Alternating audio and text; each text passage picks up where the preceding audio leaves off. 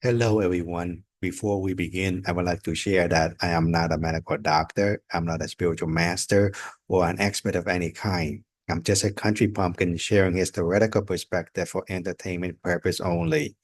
And the topic for entertainment today is hell and heaven. This is totally an entertainment today. Theory within theory. So, what is hell, or where is hell and heaven, or what is hell and heaven? Are they concepts for crowd control used by religion? Because whoever came up with that concept or that idea must at least have been there, right? At least there must have been, well, it has to be by two guys, or at least how can it, well, it don't have to be by two guys or two people.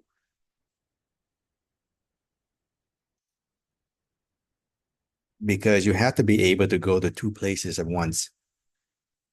Be able to go to hell. If you're in hell, I guess you don't have to. If you've been to hell, chances are you might not have met the requirement to go to heaven. But if you're someone that went to heaven, maybe you can go to hell. They'll give you a tour guide, a pass to go to hell to see what it's like for a vacation or trip. Book a vacation, go down to hell. But if we look at from the requirement point of view, someone qualified for hell, they might not qualify for heaven. Someone qualified for heaven, they might be able to go to hell if they like to. In theory, I'm just speculating here. We're talking about theory within theory here. So whoever came up with the concept must have some more specific details as, okay, where is hell? Where is heaven? How do I get there? Is there a GPS coordinate for that? Or are they just concepts for crowd control used by religion? Just like outside of religion, we use the boogeyman and the sandman to scare people, to do what we want. And religion is like creating a problem and selling people the solution. Like no different than snake oil salesman. You create a problem and you create a solution. Now you become God or you become a savior just in one. The problem, you cause the problem, now you solve the problem. Just being, isn't that concept familiar with anyone? Mostly when you talk about Catholic or Christianity, they go along with the army, with the conquest. You have this army come there and conquer your country. Then you have this so-called missionary there to save your soul, to give you salvation, to give you hope. In the one hand, they rob and pillage your country. Now you have the other hand say, "Oh, just hang in there, just be good, and you go to heaven. Everything be okay in heaven. You can just endure this thing."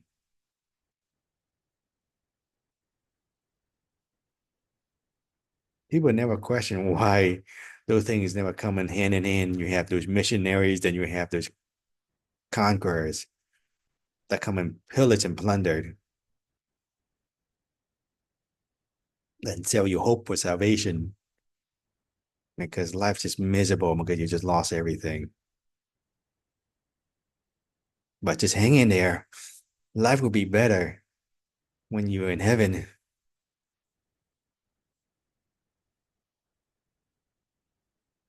But what about now?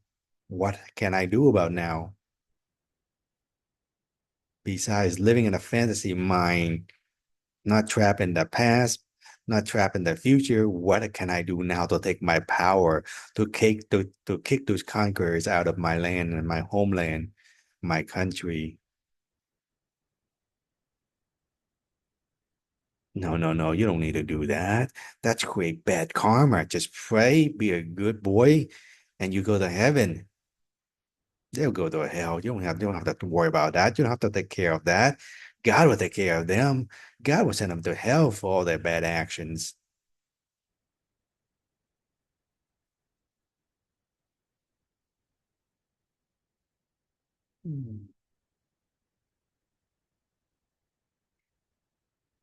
People never, this is the thing with religion is you accept something when you're at the bottom of, when you're in hell already. Basically, you're in hell already and you got lose no hope.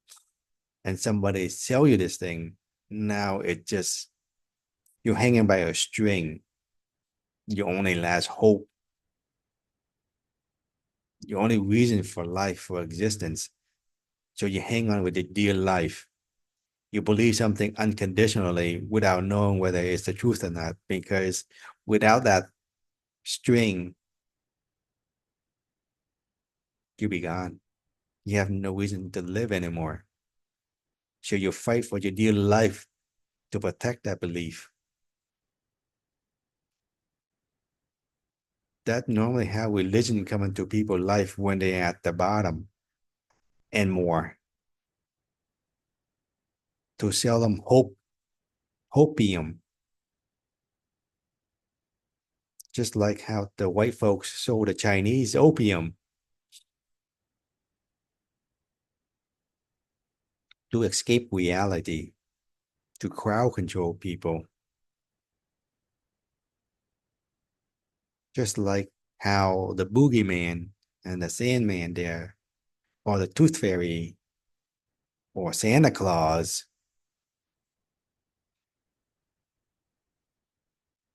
Of course, this is theoretical perspective only, for entertainment only, right? Because such big organization cannot be fake, right? They cannot be a bunch of snakes oil salesmen, right? That would be too hard to swallow. I can't imagine living in a world where you have those big organizations, not just a bunch of snakes oil salesmen, bunch of consmen, Ponzi scheme. You're gonna put it that way. The biggest Ponzi scheme ever, right in our face. That is one hard pill to swallow, huh? So those who are knowledge seekers, ask yourself, who came up with those concepts? And where is hell and heaven? And how do I get there? What is its GPS location? What is its McGrath location? Can you point me on a map of where can I find it?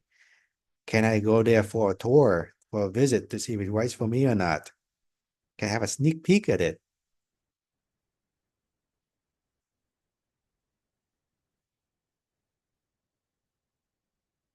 If that person